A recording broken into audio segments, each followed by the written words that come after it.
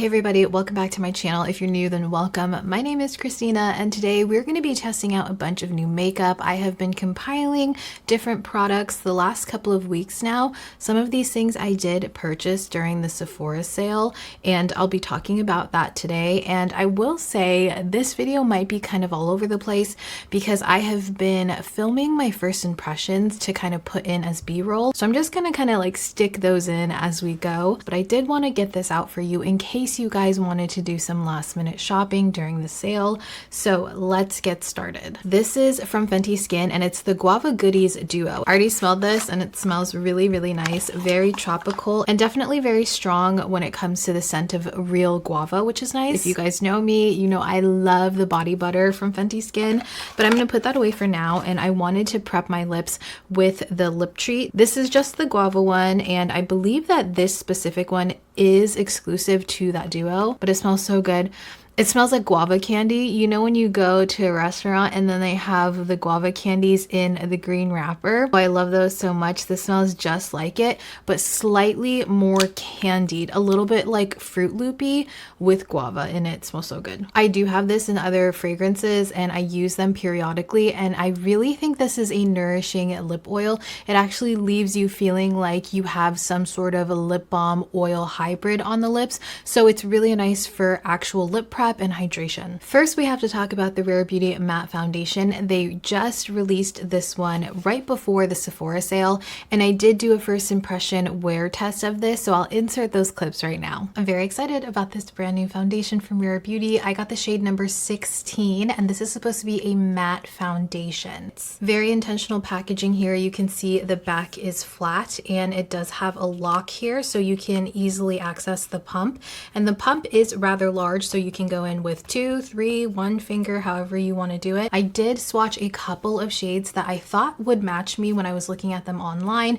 and then I was able to kind of cross-reference them when I was in store. I did notice a lot of the neutral tones that I swatched were more on the warm-ish side of things, so keep that in mind if you are a neutral or warm tone. My skin is bare, but I did do my skincare this morning, and I prepped my skin with a Merit Priming Moisturizer, and that's all we have. I let that soak in, so now let's go straight in with this foundation. I have this little palette, so I'm going to put it on here. It says to start with a half a pump, so I'm just going to take a fraction of this and I'm going to go in with a very small amount to begin with and really prime that brush. It kind of smells like paint, but very subtly. It says it's an airy whipped foundation that stays true to you all day with medium buildable coverage. I've been loving a matte finish for my oily acne prone skin, so let's see how this sits. It says that this is a self-priming and self-setting foundation, and it says it's medium to full coverage. I'm just going to make sure that this is fully blended with my sponge. I'm not using any extra product here. Okay, so here it is on this side. I would say that this is a pretty thin amount of foundation, and this is a solid medium full coverage right here that I'm getting. You can still kind of see my sunspots and my freckling right on the tops of my cheeks, but it's definitely more subtle than other foundations that claim to be just like medium coverage. I'm definitely getting some high coverage vibes from this one. It blended really easily on the skin, and you can definitely tell as you're buffing it in that this is definitely going to be a matte finish because it doesn't slip and slide the same way that a more dewy foundation would. With a foundation that's typically very matte, it can get very clingy on areas like my forehead, but it looks really good and it's definitely not like shiny or anything. This side of my face has no foundation. This side we have the foundation and it's looking very even and very nice. I love this shade match as well. I was debating between the shade 15 and 16 and I think I honestly could wear both of the shades, but 15 would get a little bit too light for me in the summertime. I could already tell, so I went with 16, which seems to be working really nicely on my skin. But you can still see that it's not like completely mattifying my skin. It kind of looks like a natural matte finish on me. This is what the skin is looking like with the foundation all over the skin. It looks super, super even. I'm really loving the coverage here. I think that this is really great. It'll allow me to use a lot less concealer than I typically do with my more medium coverage foundations. And just because I want to see how much we can push this coverage, I'm going to use my finger and apply more of the foundation just on the tops of my cheeks where I have the freckling and sunspots and acne scars. scarring. Wow, okay, I'm actually really impressed with that. You know, I could kind of see where they're going with the whipped texture because it does feel quite airy when you're touching it, but it blends out really thinly, which I would say is pretty impressive for a full coverage foundation. So I put some contour and concealer on, and I'm debating on if I want to powder because again, I am oily, but this does say it's self-setting, so I'm not sure. So because of that, I think I'm going to do half of the face set with powder, and then the other half I'm just going to leave it and see how it does throughout the day, just so we can push this foundation as far as we can. Oh, but my concealer isn't self-setting, so I'm going to set the concealer on both sides, but I'm going to leave this side pretty much untouched in terms of powder, but this side I am going to powder down. I'm just going to use my L'Oreal Infallible Blurfection and dust a little bit of this onto the skin, and I'll probably just call it there. It doesn't feel like I need a lot of setting, which is why I feel like I can go in with just a light dusting of this. I'm going to go in on my right side with a little bit of powder. This is what the foundation is looking like. So we're going to see how this lasts throughout the day. Hopefully it does well. So I was able to put a powder bronzer on top of my skin. So because of that, I feel like this did set down slightly. It does feel a little bit wet, but definitely not as wet as when it was freshly applied. It is the end of the day, guys. This is what the face is looking like. I definitely produced a good amount of oils, which, you know, it was gonna happen anyways. I've been working throughout the day. I have been inside, so I have not been in the heat and I have not been in the humidity, which is a little concerning seeing how much oil we've produced throughout the day. I kind of feel like this side where I didn't powder looks better than this side where we do have powder, because the powder kind of meshed with my foundation and my oils and it made it separate a little bit right there by my nose. And right under my lip on the top of my chin, it does look a little bit foundation heavy now that, again, my oils have like come throughout the day. But aside from that, the rest of the makeup is actually sitting really nicely and kind of untouched underneath my oils. I also do not have any foundation or anything gunking up around my nose, which is a definite plus. It's really hard to do a matte and full coverage foundation and make it look like skin, make it look breathable, but I feel like this actually did that for me. Not completely oil proof, but it could be a lot worse, especially because I did not powder this side of my face. I'm at the oily stage where I can feel all of the lint on my face, like sticking to my face. Okay, so this is what I want to do. I'm going to take my sponge from earlier. Yes, it's still damp. No, this is not super hygienic, but I want to just stamp off my excess oil and kind of see what the makeup is looking like underneath it. I do this very lightly just to see like if we can refresh it. Of course, this is going to be the most intense example of what touching up throughout the day would be. Typically, I would do this around like 3 hours, around 5 hours, you know, a couple times throughout the day to just make sure that my makeup lasts as long as I want it to. I think that this looks pretty good. Like I said, the makeup underneath my oils untouched. It looks really nice, but this right here does look slightly heavy, but I think because they say that you don't have to set it because it is self-setting, that is a user error on my part. So as you guys saw, this foundation actually wears pretty well even if you have oily skin. I have made it a point to continue to use this and test it out. And by the way, I have my regular skincare on plus some sunscreen, so I'm just going to put this right on top. And I've worn this a good amount of times since doing that first impression, and I have noticed that less is definitely more with this foundation. I find that I can just powder down the skin really lightly versus baking, and it does really well. Now, it's not going to completely combat your oils. It's not going to fight your oils and keep you super matte throughout the day, but I do see that as being kind of a plus for a lot of people because there are a lot of people that don't have oily skin, and while this is more marketed towards those that want something matte throughout the day, it doesn't completely isolate people from using this product. And overall, I like to apply this with a brush versus a sponge. I think it looks more even, more airbrushed, and it has more coverage. I have used this with and without primer. I don't see a huge difference when it comes to primer when using this, but I do see more of a difference when it comes to powdering this. While I let this kind of dry down a little bit and set down, I want to talk about the Essence Cream Eyeshadow. I bought one shade of this in number 3, Oyster, and I was really curious because when I saw this on Ulta's website, I thought immediately of the Charlotte Tilbury cream eyeshadows, so I had to pick one up to kind of see how it compared. The texture of this is very serumy when you first touch it, and a lot of the product comes off onto your finger whenever you touch it, which is nice, and you get very even coverage, but I will say that it's not full coverage. As you're blending it out, it kind of shears out into more of of a light medium pigmentation of eyeshadow, which isn't terrible because it's very easy to kind of build up onto the eye. This reminds me of a fusion of different cream eyeshadows that I've tried. So the first one that it immediately reminded me of are the Phytosurgence eyeshadows. Their cream eyeshadows are really serum-y, slightly more thin, but they pack a lot of punch when it comes to pigmentation. Very similar to that. Or if you've tried the Decorte Eye Glow eyeshadows, those are really similar, but those are slightly more of a bouncy, cushiony texture. But I think that the actual pigmentation that they give off are very similar to the Essence ones, as well as the discontinued Dior Fusion Mono eyeshadows.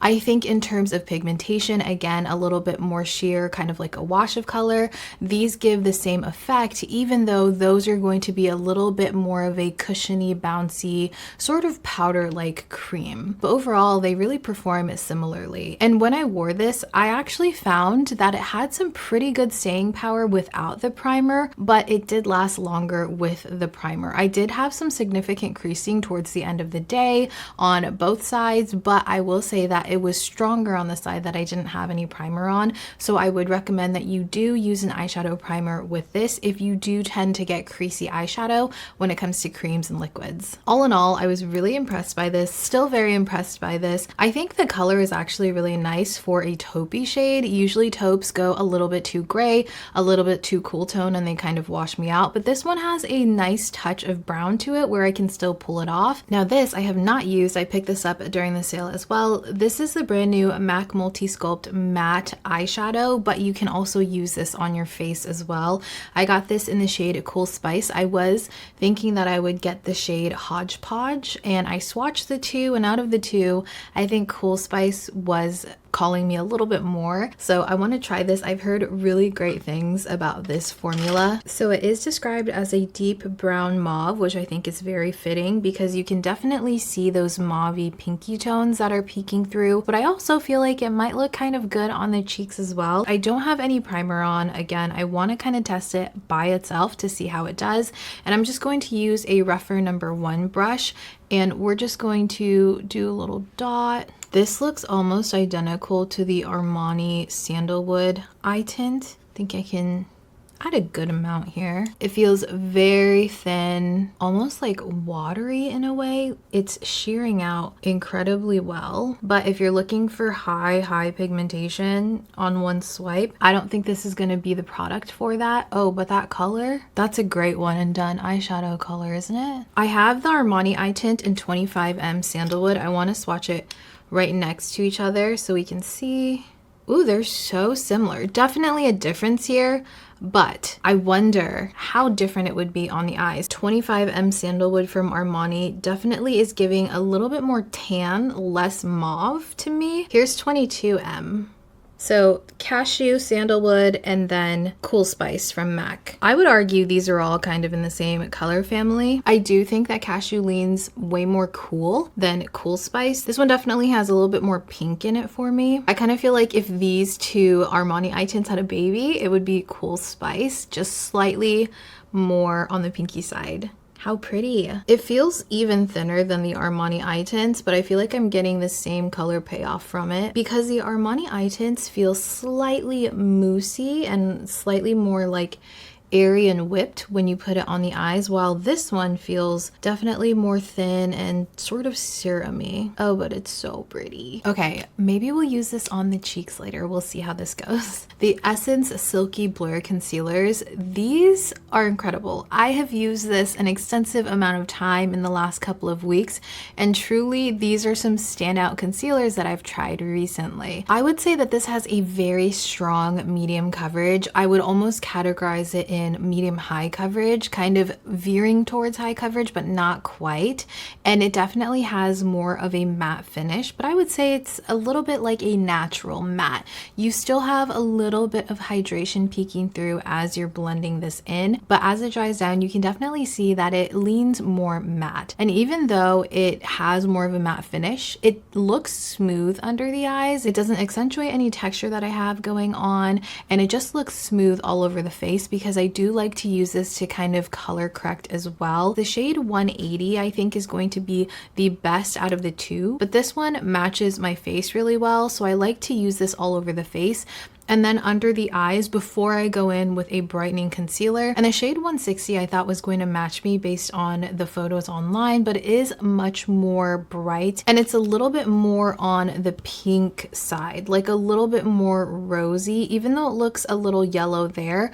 Once I blend it into this skin, it almost looks like a neutral rose shade, while 180 I would consider as being a very true neutral shade on me. They're very creamy, they're very thin, but they have incredible amounts of coverage on them. So I have used this all over my face in place of a foundation, but I actually think that I prefer this as a concealer to spot conceal and under the under eyes, and it's just so good. I'm very, very impressed by these. I want to go back to the eyes because I've been dying to use these. I also got these during the Sephora sale. I talked about this in my last video where I was talking about shopping the Sephora sale, and these are the Violet FR U paints. I got two really fun shades, this opaque blue shade and it's just a cream, and then I have this shimmery deep purple magenta shade, and I want to use this so bad. So we're going to use these two, but let me just swatch it for you guys really quickly. I have a couple of these U paints and I really enjoy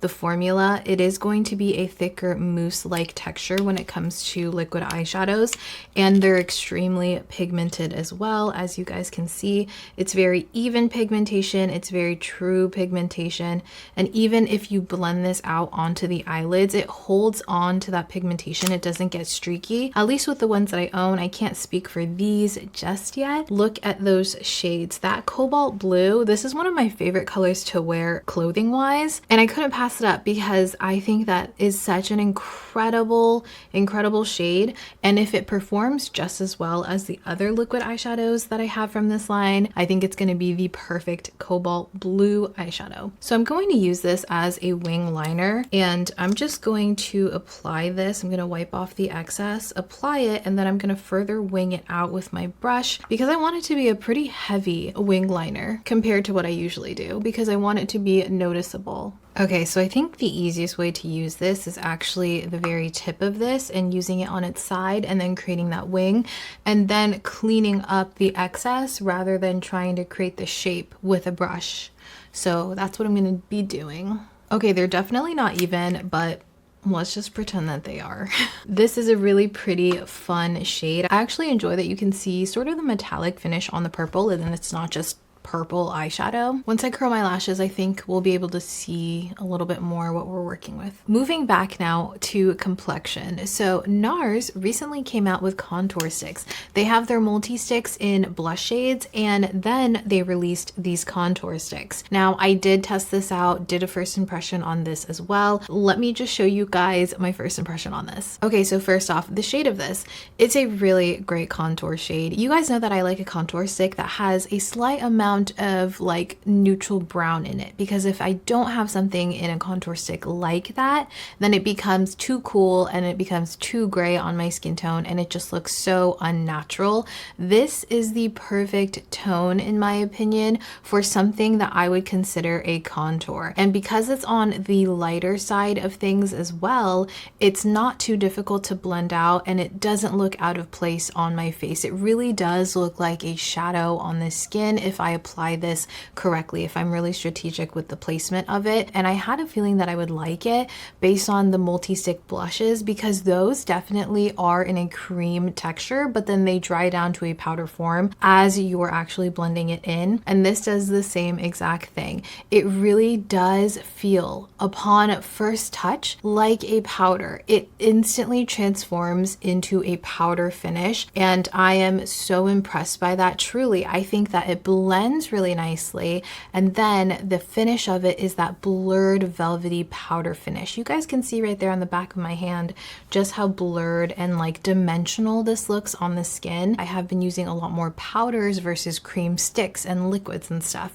but this has definitely turned me back into a cream lover because this actually dries down. It's not slipping, it's not sliding on the skin. Then I have been using this non-stop, but today I want to show you guys the Vanngo Tansculpt. I just got this in. I have not used this. So first off, the packaging, I think it's kind of weird. I wish it was just a circle, but I guess it doesn't really matter. I got the shade Passionate, and I was between a couple of shades. I went with the darker one that I was considering. I was looking at Passionate, which is described as being a medium with neutral undertones, and the shade Ambitious, which is a light to medium with neutral undertones. I feel like I could probably wear both if this one works for me. I was scared that this was going to be a little too dark, but we will see what that looks like. I think when it comes to contours, when I go for the shade that's deeper, it works out better for me, but when it comes to bronzers, I have to go for the shade that I think is a little lighter, and that works for me. But since this is supposed to be a bronzer contour hybrid, I was a little stuck, so we'll see how this one goes. I pulled out my Sigma F79, so hopefully this one works, but if not, I have a Real Techniques 241. I was watching some videos and it looked like he was saying that these are pretty flexible, like you could probably fall into 2 different shades. It feels very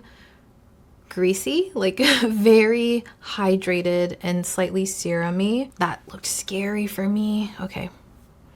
Oh, but it's kind of similar to the NARS one where you blend it and it immediately feels a little bit like a powder. Well, that shade's really nice. Okay. You know, with something like the Makeup by Mario Skin Enhancers where you apply it and it feels like you're blending out a serum. This one, it felt like as soon as I touched the back of my hand, it felt like I was blending a powder. Okay, that looks good. This is definitely a deeper brown, but I would say that it looks pretty neutral and it's blending really well. The shade does scare me a little bit, so I'm trying to be very light-handed with this. I'm just gonna dust the excess onto my nose. Okay, that's what that looks like. Again, I did a very, very light conservative layer because I didn't want to go too overboard, but that looks really nice. It definitely looks like a contour bronzer. Like, it's warmed up the skin a good amount, but I think it leans a little bit more as a contour on myself. So here's the side with the Tansculpt and here is the side without. Definitely gave a good amount of definition. Doesn't look like too much either. Ooh, do you see that?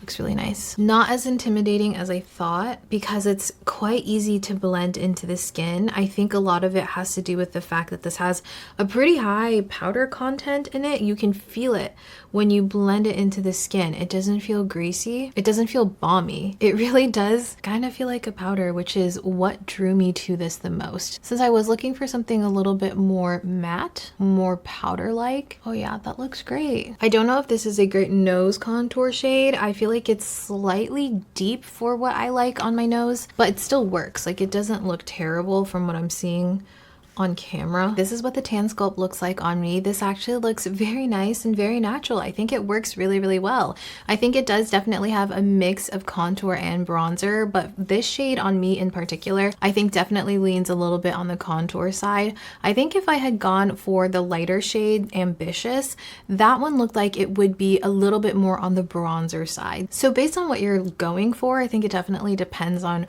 what you can use, but I will say that this applied and blended out really nice and sheer, and it was super blendable, so I wouldn't be too worried about going too deep or too light either way, because it seems like you could definitely build this up or you can blend this out. I think that this type of texture, once blended out where it's a little bit more powdery, makes it a lot easier to work with, at least in my case. But I like this. I think that this looks really nice. Another bronzer worth mentioning, this Too Faced Chocolate Soleil bronzer. I got this in the shade Chocolate Soleil. They did expand the range since it first launched, which I think it only launched with one shade before. Of course, smells like chocolate, smells delicious, it smells so good. So I did mention that when it comes to bronzers, I typically have to go to the lighter shade that I'm debating between, because I'm always debating between 2 shades when it comes to bronzers and contours. But typically if I go for the lighter one, it works out. And this does work for me, but I will say it still seems a little light. Like, I definitely have to build it up to get it to where I feel like it looks very bronzy, I guess, but it definitely shows up. So if you're worried about that and you're my complexion, it is going to be a more natural, lighter bronzer on you. So keep that in mind if that's what you're looking for. I think this would be a really good one. It does apply very smoothly and very buttery, and I think that that is perfect if what you're looking for is a bronzer that's buildable. I can get this to look exactly how I want it to without worrying that I have to blend and blend and blend the pigmentation because I put on too much. And that's a great problem to have when it comes to bronzers. I feel like a lot of the bronzers recently that I've tried have a lot of kick up, a lot of fallout, and it worries me, and I have to like go in with a super light hand. Whereas this, I don't have to be as like precious about the way I apply it. I think I could probably go again one shade darker, but that one does seem like it's a little bit more red toned than what I normally would go for. So I think that this one still is going to be a better option for me. So I went ahead and finished my makeup. I did put the liquid shadow Cool Spice on my cheeks. So I feel like this works really well as a nudie beige shade for blush for me. So this would kind of be a foundational blush shade. So it can kind of bridge the gap between my contour, my bronzer, to a more pigmented or more bright blush. I think it looks really nice if it's something that I'm going for that's more natural, a little bit more subdued type of blush, because I don't always want to wear a very poppy, very bright blush. This would be a really great option if your complexion similar to me. I will say that it does dry down very quickly. I put it on the back of my hand and I picked it up with my brush that way, and it did dry down faster on the back of my hand than I was able to actually use it. So in terms of it being an eyeshadow, like a liquid eyeshadow, I think that is definitely ideal, because for me, when it comes to liquid eyeshadow, I kind of prefer something that's going to dry a little bit faster versus something that I have to like kind of wait for to dry and then I risk it creasing. But if you're going to use it on a larger area such as your cheek, you're going to have to work quite quickly with this. I did try using it directly onto the cheek and that was fine, but I think that I still prefer using it on the back of my hand just to make sure that I don't have any streakiness happening. So I used this, and then I used the MAC Glow Play Blush in Blush Please on top of that, just to add a little bit more of a warm pinky tone to it, and I really like the way that the cheeks turned out. And then I kind of touched up the eyeliner and brought it down on the lower lash line, and I think it looks so pretty. I'm very happy with the way that the makeup turned out. I did end up dusting a little bit of powder, my Kosas Cloud Set powder, all over the face just to set everything down, because like I said, I don't really like baking with this foundation. I think it gets a little too heavy. And I want to show you guys one lip product. I am going to do a separate video testing a bunch of new lip products because there's been a lot that I've been kind of playing around with, but this one I want to talk about now in case you guys want to pick it up during the sale. From Vanngo, this is the Glossy Lip Hue, and this is in the shade Bilingual. I went ahead and outlined my lips with this. This is from Kosas. This is the hot liner in the shade Infinite. Definitely the best shade out of the bunch that I've found, and this is a really nice lip liner. So first off, I'm not a huge fan of the packaging. I wish that this twisted off, but it just pops off like that. So I do worry that the cap will just kind of like come off in my bag or just in general. And when you're taking it off, make sure you're not squeezing it, because if you're squeezing it as you pull the cap off, you could risk this tip getting really messy. And speaking about the tip, it does say it has a metal tip applicator, and I was expecting something very similar to the Edam metal tip applicators, but this one I don't find is as cooling, and I don't like the shape of this as much. So here is the Edam, here is the Vanngo. I do think that the Edam has more surface area that you can use on your actual lips versus the Vanngo, which is going to be a little bit smaller, and you can see that the Edam one kind of slants a little bit less versus the Vanngo, where it seems like it's kind of making a C shape almost, which makes it a little bit hard because the actual hole is a bit higher on that metal tip applicator. So when I use this, I find that some of the product kind of spills over the top, so I kind of have to like do this motion to get it evenly onto the lips, whereas with the Edam one, it's flatter on the lip and I don't have to worry about it spilling over that lip because it is at more of a diagonal, whereas this one's a little bit more curved. That's very nitpicky of me, I know, but if you're expecting the same exact packaging as the Edam, it's not going to be that, but it's still more elevated. It still has that metal tip applicator, and the product does come out very nicely. I don't find it's too runny where it's like running out, you know. Again, just for comparison's sake, because I know a lot of people have tried the Edam Les Chouchous lip balms, this is definitely more on the thicker side, whereas this is slightly more runny, but I feel like hydration wise, this feels just as hydrating as the Edam one. It does feel runnier and a little less thick, but it does feel hydrating as well. So it's very interesting. I feel like it's It's very plush on the lips. It feels like it's actually kind of like a melted down lip balm. And I've worn this a couple of times and I really, really like it. I think it works out very nicely. What I like to do so I can avoid too much spillage of the product is I'll actually squeeze it out first. So I went for more of a warm pink shade here. I'm very happy with this shade. If you like Guava Fresca from the Edam line, I think you would like Bilingual. I think this has high coverage for something. Is this a lip balm or is this more of a lip gloss? Either way, this is probably the highest coverage that I would go in terms of a glossy balm lip gloss. I don't like anything that's full coverage because then we're kind of in lipstick, liquid lipstick territory. But this is great when it comes to pigment. It feels so plush. It feels so hydrating.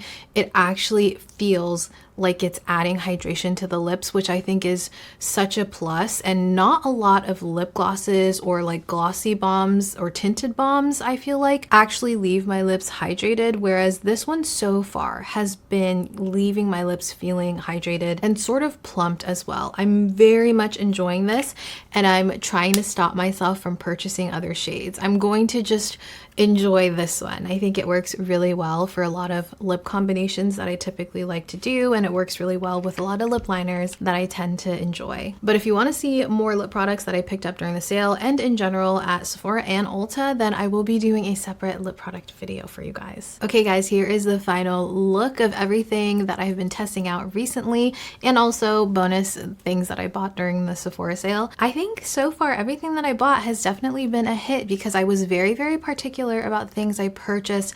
I didn't just pick things up and think like, oh, I'll just try it and if I don't like it, I'll return it. I did heavy research. I looked at the descriptions to make sure they were within my preferences, you know. I wasn't just picking things just to pick them, and I think it worked out really well. I'm very, very happy with all of these products. Let me know if you guys picked up any of these products as well and your thoughts on them. Let me know your experiences and let me know what you thought about all of these products and if you're curious about them as well. I'll leave a video here for you guys in case you want to watch any more of my content, but until next time you guys, I hope that you take care and I will see you very soon. Bye.